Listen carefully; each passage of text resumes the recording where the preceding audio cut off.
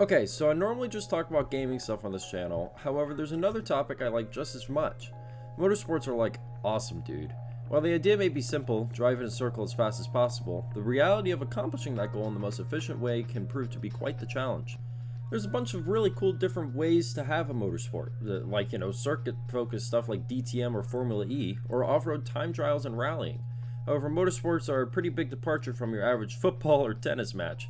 For example, F1 Twitter's a thing, which, that's not really a good thing, in my opinion. Like, ugh. Okay, looking past the F1 Twitter, there are many different types of tracks used, which means there are many different cars used, which then means that there are many kinds of racing. As I touched upon earlier, there are a bunch of Pro Series out there, and here I'll be going over a few of my favorites. Okay, let's see. Formula 1. Formula 1 is what many people see as the quote-unquote pinnacle of motorsport. And there's honestly little reason why it wouldn't be called that. F1's the fastest, it's the most expensive, and the most popular motorsport in the world. F1 serves as a worldwide festival of sorts, from racing on the streets of Monaco to dueling in the Miami heat, although, for outrageous prices. Formula 1's speed mostly comes from the aerodynamics generated by the cars.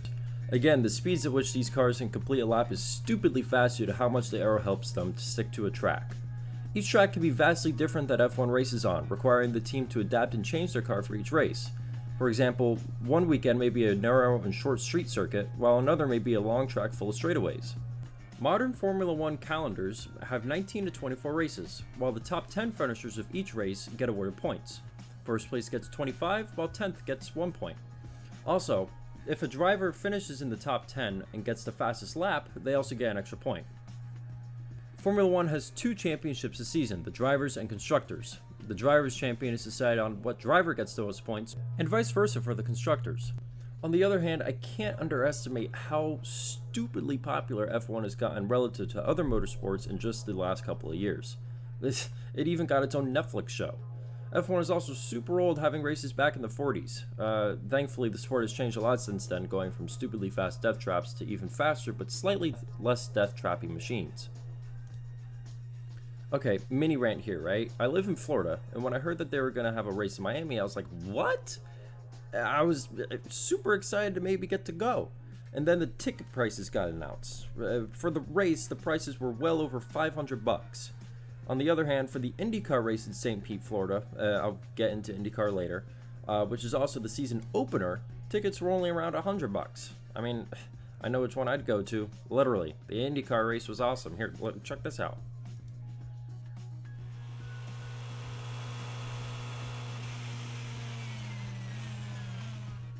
Okay, on to the World Endurance Championship, or otherwise known as WEC. It is one of the most grueling and team-focused motorsports participated in. Not only does WEC drive on a variety of tracks, kind of like F1, but they have some other stuff thrown in there as well. WEC is home to some of the hardest races in the world, such as 24 Hours of Le Mans. I might have said that right, actually. Sorry, I'm not French. And the 12 Hours of Sebring. Anywho, WEC is divided into 4 classes, meaning there are a variety of cars on track while not all of them are racing each other. Only teams in the same category race one another. The top categories, Hypercar and LMP2, have teams develop their own car, while GTM and GTE Pro cars aiming to win and to help boost the sales of their respective companies. This means automakers such as Ferrari and Porsche and Aston Martin all develop and compete against one another, which is really cool to watch, I have to say. Anyway, GTE AM teams, on the other hand, are not driven by professional WEC drivers, sometimes having guest drivers from other series or just rich old guys if they meet the requirements. GTE AM generally uses the GTE Pro cars from the previous year, so they're, on average a little bit slower even if they have the same driver. While speed is one of the largest considerations for the motorsport, WEC also requires extreme reliability to ensure cars can work in any conditions at any track for as long as they need to. They've literally raced in snow. Check out how cool this is. Cool. Get it? Because it's, snowing. Anywho, in WEC, even if a team may not have the fastest car on paper, they can make up for it with superior strategy and reliability. WEC provides a very unique and yet practical challenge to put innovations under the most difficult of circumstances. Just want to point that out.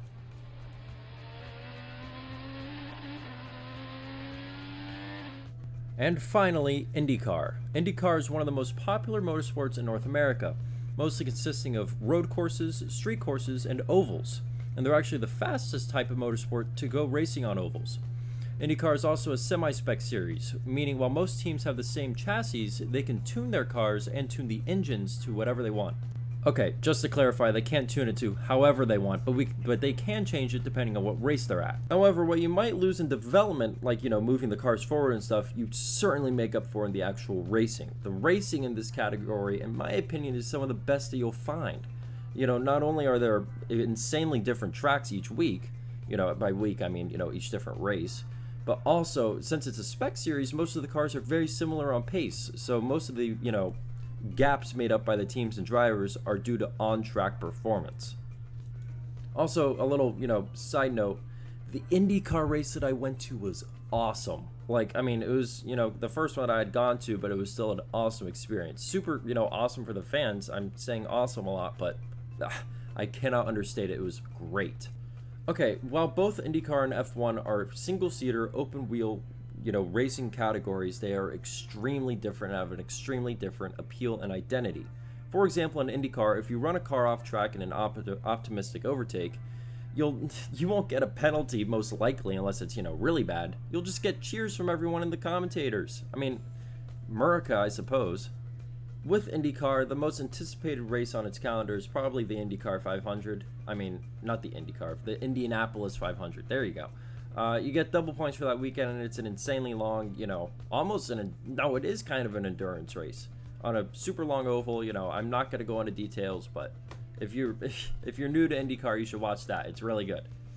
Anywho, motorsports are just cool, dude. It's one of my favorite subjects to talk about, if you couldn't tell, and something I further hope to get into after high school. Like, hey, check me out. There's me driving a kart. It's fun. Jokes aside, however, I hope you enjoyed this video, and if you have any content ideas, feel free to put them in the comments below. Anyway, have a good day, fellas.